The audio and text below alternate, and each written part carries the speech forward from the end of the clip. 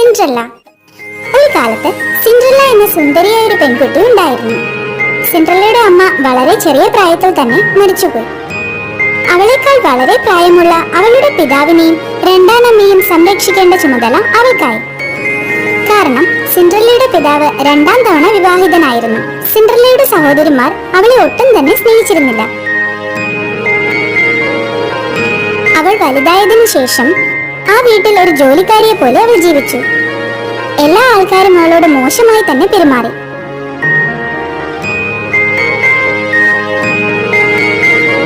ഒരു ദിവസം രാജാവിന്റെ കൊട്ടാരത്തിൽ ഒരു വലിയ നൃത്തവിരുന്നിന് അവരെ ക്ഷണിച്ചു. സിൻഡ്രല്ലയ്ക്ക് ഏകദേശം 17 വയസ്സുള്ളപ്പോൾ ആ രാജ്യത്തിന്റെ രാജാവ് എല്ലാവരെയും നൃത്തവിരുന്നിലേക്ക് ക്ഷണിച്ചിരുന്നു.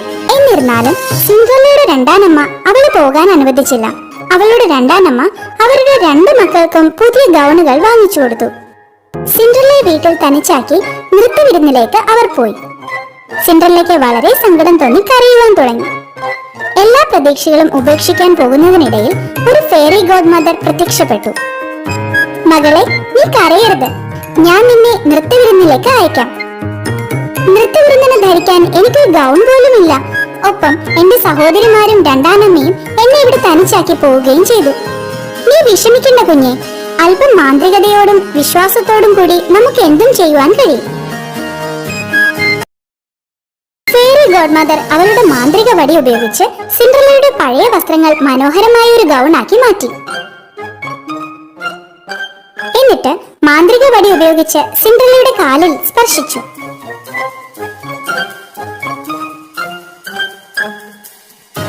കൊള്ളാം, ഈ ഗൗൺ വളരെ മനോഹരമായി.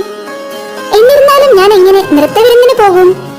അടുക്കളയിൽ ഒരു മത്തങ്ങയ്ക്ക് സമീപം 6 എലികൾ കളിക്കുന്നത് ഫെയറി ഗോഡ് മദർ കണ്ടെത്തി. അവൾ അവളുടെ മാന്ത്രിക വടി ഉപയോഗിച്ച് അവരെ സ്പർശിച്ചു. തൽക്ഷണം എലികൾ തിളങ്ങുന്ന 4 കറുത്ത കുതിരകളായി മാറി. എന്നിട്ട് മത്തങ്ങ രഥമായി മാറുകയും ചെയ്തു. സിൻഡ്രല്ല ഇതെല്ലാം കണ്ടിട്ട് വളരെയധികം സന്തോഷിച്ചു. കൊട്ടാരത്തിലേക്ക് പോകുന്നതിന് മുമ്പ് ഫെയറി ഗോഡ് മദർ പറഞ്ഞു, സിൻഡ്രല്ല, ഈ മാജിക് അർദ്ധരാത്രി വരെ മാത്രമേ നിലനിൽക്കൂ. അപ്പോഴേക്കും നിങ്ങൾ വീട്ടിൽ തിരിച്ചെത്തണം. തീർച്ചയായും, ഞാൻ വാഗ്ദാനം ചെയ്യുന്നു.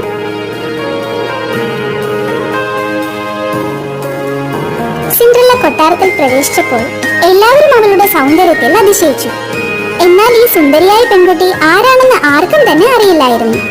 സുന്ദരമായ വസ്ത്രത്തിലും ഷൂസിലും അവൾ സിൻഡ്രല്ലയാണെന്ന് രണ്ടാനമ്മയ്ക്കോ സഹോദരിമാർക്കോ പോലും മനസ്സിലായില്ല.